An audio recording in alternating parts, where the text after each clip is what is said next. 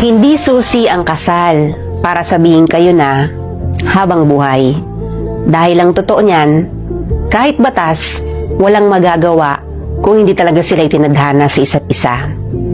Ang kasal ay hindi panghabang buhay na katunayan para maangkin ang isang nilalang. Ito'y isang papel na nagbibigay ng karapatan sa mga taong nagmamahalan na kadalasan sa una lang nararamdaman at kalaunan nauuwi rin sa hiwalayan. Dala ng hindi pagkakaunawaan, hindi porket kinasal ka sa isang tao ay habang buhay mo nang makakasama ito. Dahil kung minsan, isa lang pala siya sa magiging daan para makilala niya ang talagang taong nakatadhana para sa kanya.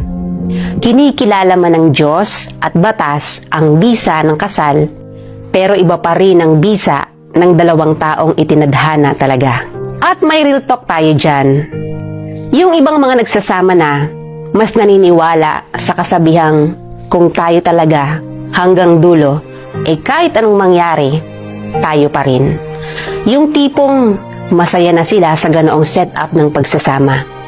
Yung kahit walang kasal, pero tanggap ang isa't isa. Yung kontento at may respeto. Kahit walang kasal, pero alam nila yung salitang tiwala at pagmamahal.